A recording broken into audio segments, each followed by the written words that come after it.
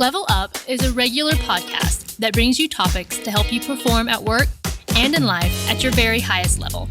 Your host is Dan Chiodo, an executive coach, corporate trainer, and author. He is president of Impact Training and Executive Coaching. And now, here's Dan. Thank you, Jesse. It's another great day on Level Up. This is the place you go when you want to grow. And we want to grow today, especially for today's episode. We're going to talk about communication.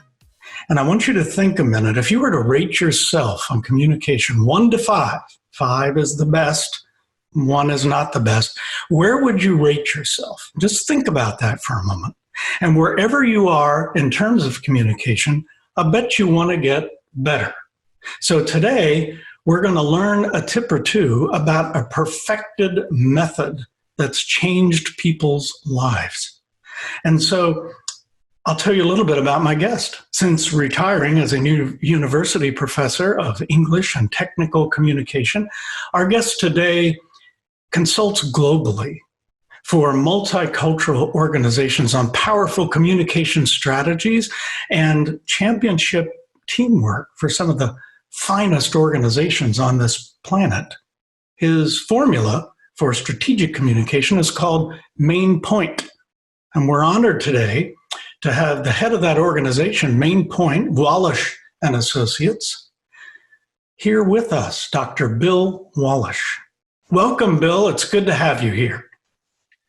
Hi, Dan. And I would begin by saying I rate you as a 5+++ communicator. Oh my gosh. What a compliment. Thank you. From the best.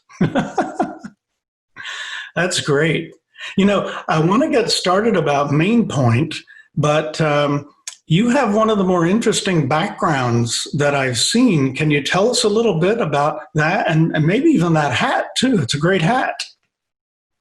Well, I started my career at the University of Kansas teaching freshman English, everybody's favorite course. And then I was recruited into the United States Air Force, where I spent a full career, half of it as a professor in the English department here in Colorado Springs at the Air Force Academy. And that is where I was introduced to the special MAINPoint communication formula that the military thrives on and has for actually centuries. But I learned a great deal about communication as an Air Force officer engaged in fighter interceptor operations to begin with the first half of my career. And what I learned was when airplanes are talking to airplanes or airplanes are talking to ground control, there's not a lot of room for data and chit-chat. So MAINPoint is very empathetic, but it's all about the receiver and the sender and keeping them alive.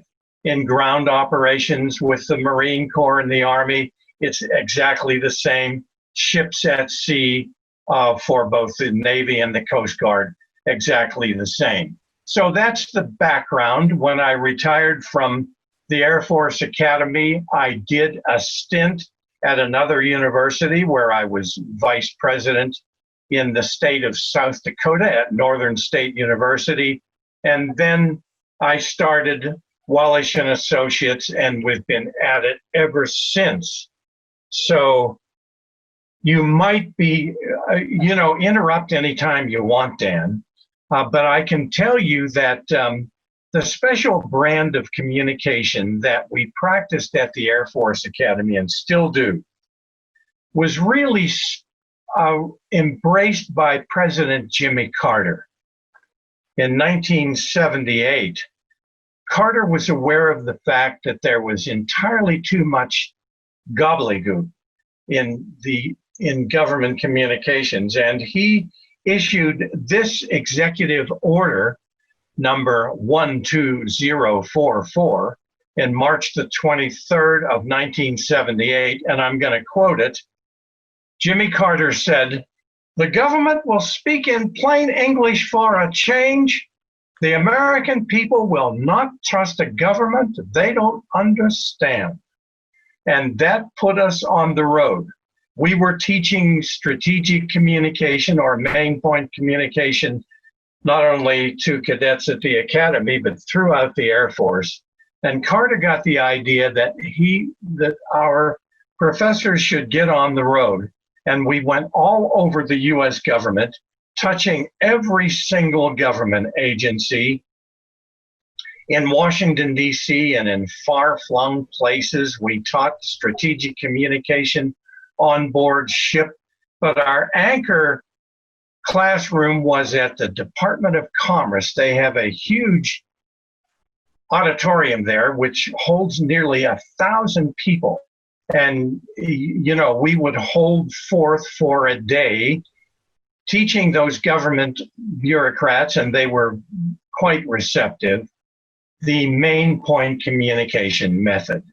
And we did that for years.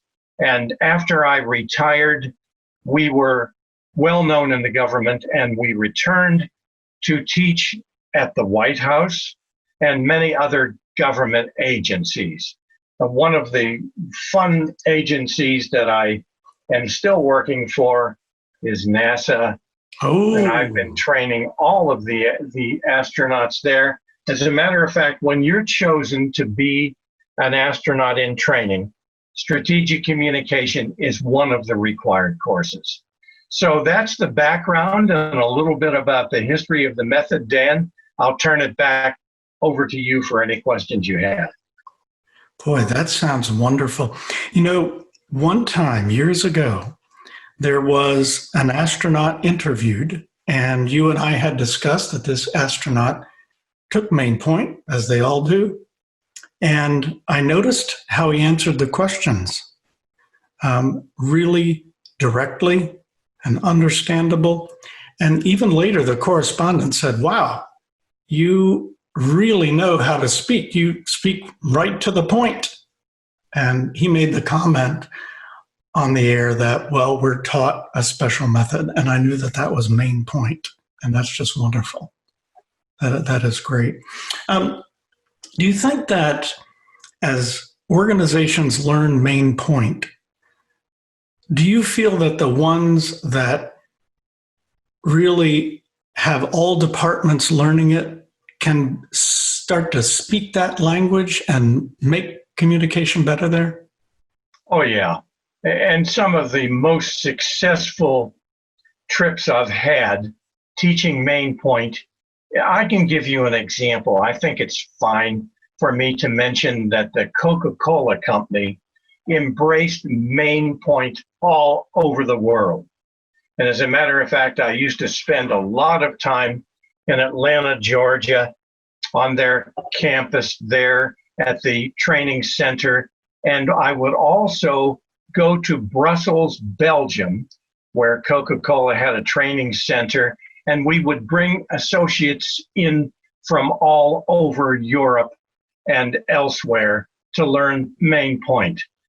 And one of the executives there said, Bill, we are the Tower of Babel, and we want everyone to get on the same page with MAINPoint. And they warned me, they said, we have many cultures gathered together at Coca-Cola, and for some of those cultures, starting with the point is not generally how they would traditionally do that. The Latins, for example, would never start with the main point. But so it took some convincing, but everybody got on board with MAINPoint communication, and that was an extremely successful run. Coca-Cola just embraced it.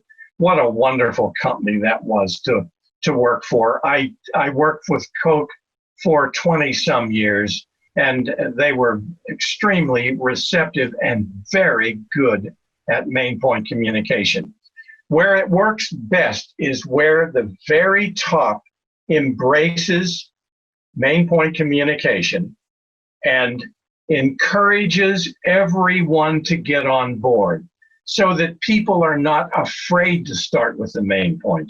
And I should say, because I'm a MAINPoint communicator, that, excuse me, that the formula is this, and it's very simple to understand. You start with your main point. Be certain about the most important thing your audience needs to hear or your reader needs to read. That's the most important thing they need to see first. And then companies in America and worldwide are very good at due diligence. And it's the only way. The more you research, the more you do your homework on your subject, the better it's going to be.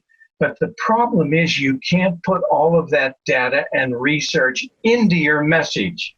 So once you've found your main point, you've got to very carefully look through all of that data, selecting only the 2, 3, 4, or 5 pieces of main point of support that will absolutely convince them or give them confidence in your message. So you find your main point, you trim for just the right amount of data, and then you exquisitely target it toward your audience, because it's all about the audience. You've got to know who that audience is. What are their questions? What are their goals? What will they do with your main point? Will it result in a profit? What is the story? So that's the process in a nutshell. And I find that most really good people snap onto it right away. As a matter of fact, leaders will tell you that after class, the next day, they start to see the results in email, speeches, conversations, presentations, PowerPoint immediately. That is wonderful. And you said it so plainly, and it seems so simple, but I'm sure some people struggle with that until they learn it. So I'd like to talk more about that on the flip side, so that we can hear more about MAINPoint and maybe some stories you have to tell us. So this is Dan Chiodo. You're watching Level Up, the place to go when you want to grow, today with our guest, Dr. Bill Wallisch, who is talking to us about MAINPoint strategic communication.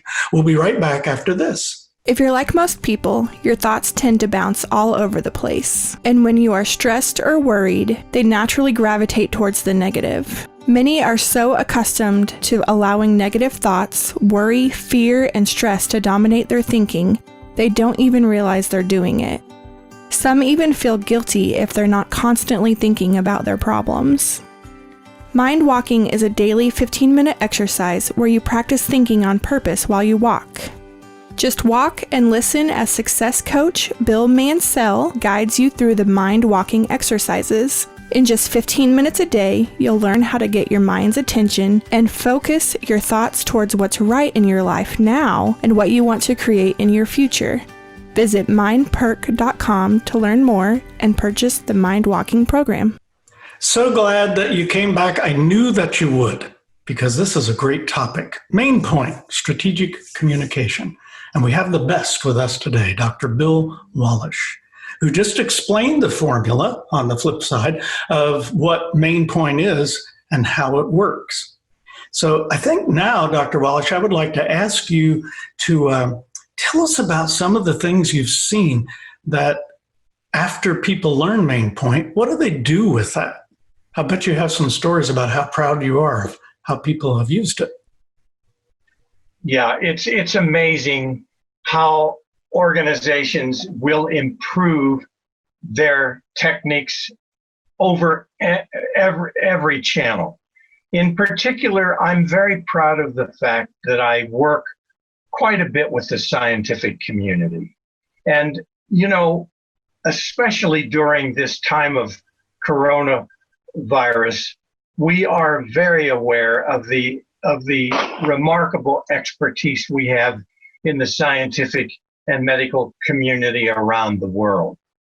Sometimes scientists will approach MAINPoint communication with some doubt, fear. And the reason for that is highly legitimate. We talked about due diligence before.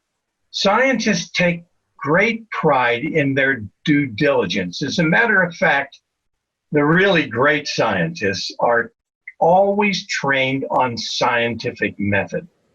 For example, in its most formal form, if you look at a laboratory report, scientific method demands that you state the problem.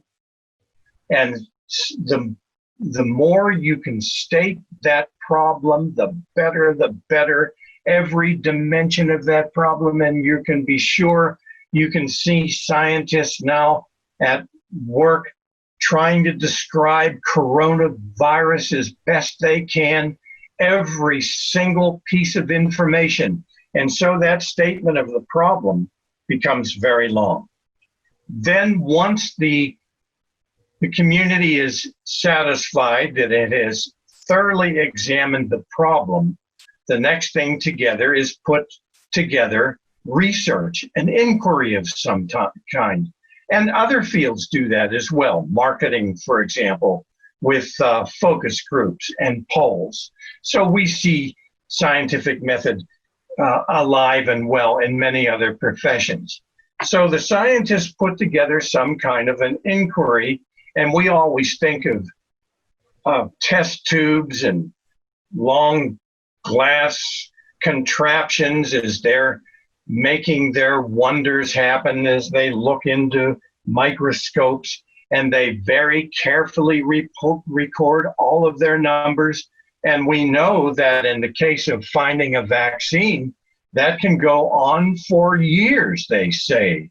Sometimes it takes 20 years to crack the case. And then the last thing that you'll find in scientific method is statement of the problem, and then inquiry, and they'll also mention hypotheses, and then finally, voila, at the very end of that sometimes voluminous report is the main point. Yes. So what happens is our budding scientist, she or he gets a PhD in biochemistry and goes to work, or maybe it's in engineering or physics, and goes to work for a large American community or large organization anywhere in the world. And it comes time for her to deliver a message to the leadership. And what happens is very often a disaster, because they have not been taught to take scientific method and turn it on its head. So these 195 PowerPoint slide presentations that take sometimes an hour and a half begin with a statement of the problem and then work through the research. And by that time, the leadership is so turned off that no one is listening. And so all I do is gently try to convince those good people to begin with your main point. Easy does it. See, it doesn't hurt at all. And then let's carefully go through all of that research and all of that data and be honest with yourself now. Do you really need it all? Okay, you've come up with 5 good pieces of support there. And then let's think about the audience. Very often that audience is non-technical, but very, very bright. They're bright people who are not at all familiar with your technology, but they need answers. They need answers now. So I tell those scientists, think about, you're nervous about going up against them. They're nervous about getting this problem solved. Real information lowers anxiety, solves a problem, makes people feel better about themselves and you, and puts them into action. and very often stimulates a decision right on the dime.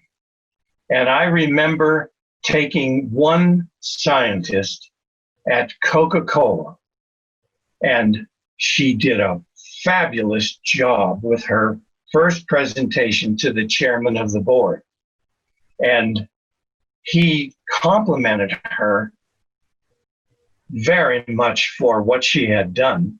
And the next person up was from the marketing department. And I love marketers, but sometimes they make the same mistake about getting through, wanting you to see the data first. And the chairman of the board, halfway through that presentation, said, "Would you please stop?" He was quite a gentleman. He said, "I don't mean to be rude, but what I'd like you to do is go down to our technology division and look up this scientist and have her show you how to put a presentation together." Well, it was a great victory. And you can be sure that the technology department, actually, they had a party that night because they said that's the first time that anyone recognized us as MAINPoint excellent communicators. What a great success story. It's a good story, isn't it? And you know what I like too, as I'm listening to you talk about scientists or anyone who would do a presentation, you certainly want to do your research. You certainly want to know your stuff. You certainly want to know what questions might be asked. But when it's time to do it, people who are going to be listening in your audience, they have limited amounts of time. That's right. So it makes so much sense to give your main point, support it. If I really need more information, I'll raise my hand and you'll know what it is, but you didn't just offer it wondering if I wanted the information, right? That's right. Yeah. And it's good leadership. And excuse me, I'm going to get out of the picture here because I want to show you an example of great MAINPoint leadership. This is all about communication under pressure. And of course, the military is all about communicating swiftly under immense pressure. And all of us know exactly what I'm talking about. I've got a story about the astronauts. They really do a great job with MAINPoint communication. As a matter of fact, when I taught the astronauts in training, their course was at least 3 or 4 days long, because what we did was we went through every single communication challenge that they would have, not only in space, but on the ground. They must communicate as a crew together under extreme pressure, and then they are often called upon to testify before Congress, before other scientific agencies, and the local Rotary Club, or an interview like this one on radio or television. And so they are prepared to cope with any challenge. And I want to tell you a little story about a space station, a space shuttle mission. As a matter of fact, this involves Jim Riley, astronaut Jim Riley, who is now part of the federal government with a very important position there. But he tells the story about being in the space shuttle at a moment that was very, very critical. And it's important for every member of a crew, in particular the commander, to know exactly, you mentioned the questions, Dan. When there's just seconds to make a decision, everything is about MAINPoint communication. And Jim Riley, sitting in the lounge of the Howard Johnson's Motel at the Cape, we were down there to watch a space shuttle launch, and he was not part of that launch. He was on another crew. And so he invited myself and a few other people to come down and watch the launch. And he was talking about his mission, which he had just flown a couple of months before that. And he talked about his commander, astronaut Terry Wolcott, who is a Marine, believe it or not, a very distinguished Marine, now I think retired. Jim, of course, was a naval officer and a mission specialist. They were in this very tense situation. And the commander asked 3 questions of the crew. And I've got it written down here because he wrote it down for us. And this happened on the 89th mission of the space shuttle. The commander said, listen up, everybody. 3 questions. Do you have a plan? Is it working? Are you ahead or behind? And they all said, yep, ahead. And the commander got out of the way because his duty was to find out exactly what the situation was. Should he intervene? Otherwise, a good commander knows to trust her or his people and get out of the way and be available for help. That's a wonderful, wonderful example of MAINPoint communication. As a matter of fact, General Mills was another one of our clients, as a matter of fact.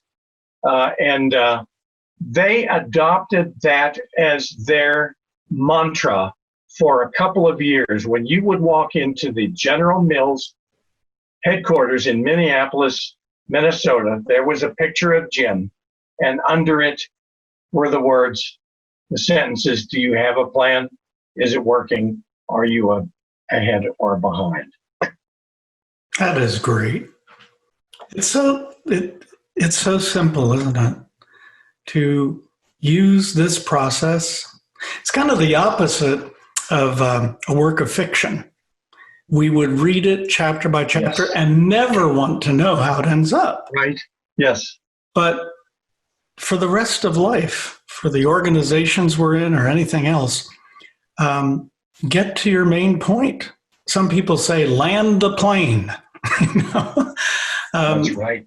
But to have your main point and support it and make it easier, especially today, we have so many channels, different channels coming at us now.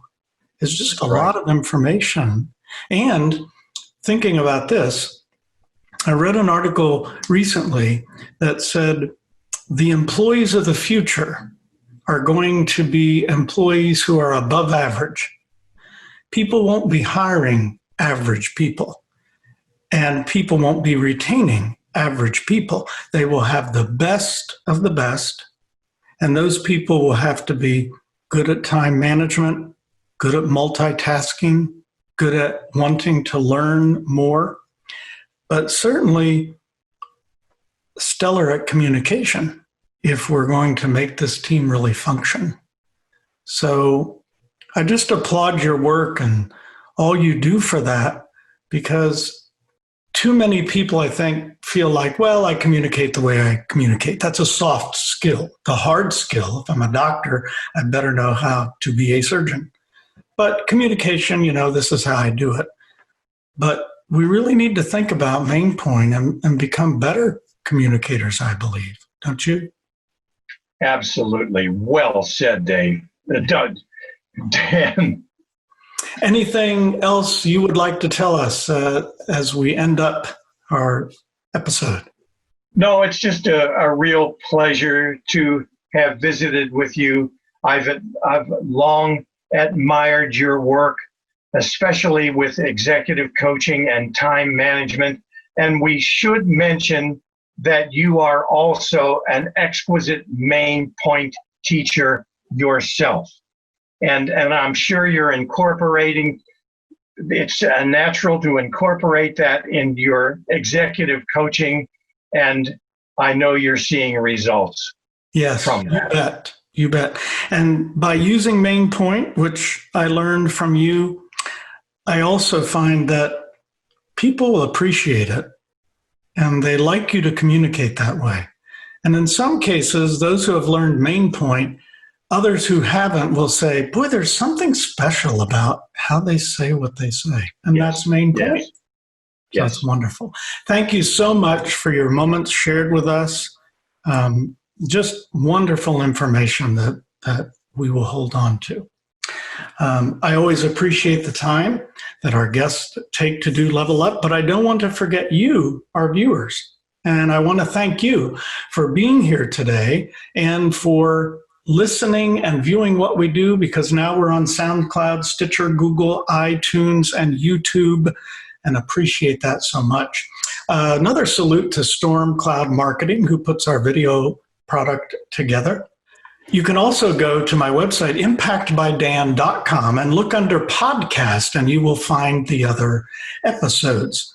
So now that you've watched this episode, now that you're focused on communication, take a look at our show notes, and you'll be able to look at that, because maybe there's one thing you could do to improve your communication, and it may take you to a higher level of performance. So consider that, certainly. We'll reserve a seat for you at the next Level Up. And okay, Dustin, it's time to take us out. Cheers. If you feel like this information was valuable to you, Dan would love it if you'd click the like button and subscribe to the channel. If you have any questions or thoughts about today's episode, please leave a comment. Also, if you're a first-time subscriber, be sure to ring that bell to be notified about future episodes.